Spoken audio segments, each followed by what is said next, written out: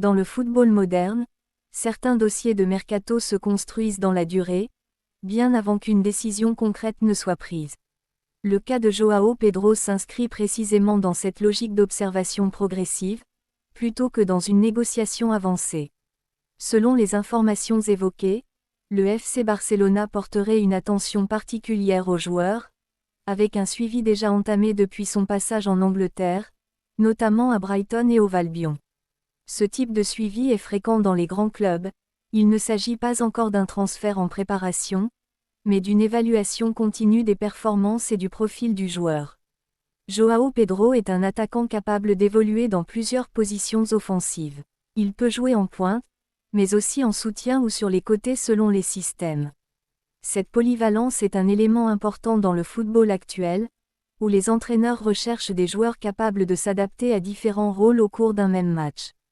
Il possède également une bonne technique, une capacité à combiner dans les petits espaces et une certaine efficacité dans les zones offensives. Du point de vue du FC Barcelona, ce type de profil peut correspondre à une logique de rotation et de profondeur d'effectifs. Sous la direction de Hansi Flick, l'équipe cherche à maintenir une intensité constante tout au long de la saison. Cela nécessite des joueurs capables d'entrer dans différents contextes de match sans perdre en efficacité. Cependant, il est important de rappeler que l'intérêt pour un joueur ne signifie pas automatiquement une volonté de recrutement immédiat. Dans les grands clubs européens, les directions sportives suivent de nombreux profils simultanément.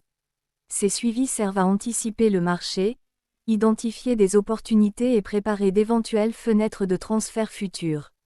Dans le cas de João Pedro, plusieurs éléments devront être évalués avant d'envisager une approche concrète. D'abord, son rôle actuel dans son club et son évolution récente. Ensuite, la concurrence sur le marché pour un profil similaire.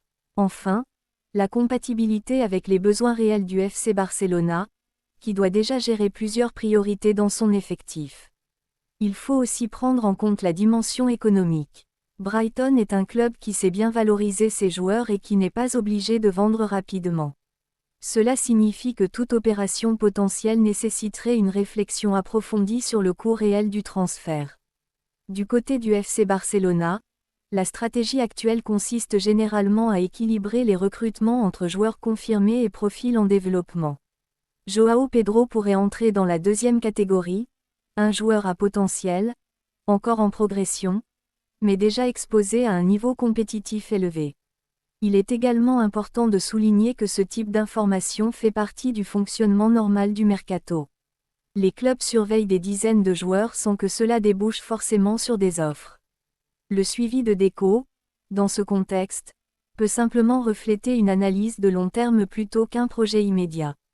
Ainsi, cette situation doit être comprise comme une phase d'observation. Aucun accord, aucune offre et aucune négociation avancée ne sont confirmées à ce stade. Il s'agit avant tout d'un intérêt sportif potentiel, dans une logique de planification. Au final, le dossier João Pedro illustre une réalité simple du football moderne. Les grandes équipes construisent leurs futurs effectifs bien avant les périodes de transfert, en suivant des profils capables de s'intégrer à leur projet. La question reste donc ouverte, le FC Barcelona doit-il privilégier des profils polyvalents comme João Pedro pour renforcer sa profondeur offensive, ou concentrer ses efforts sur des attaquants déjà établis au plus haut niveau européen? Yeah!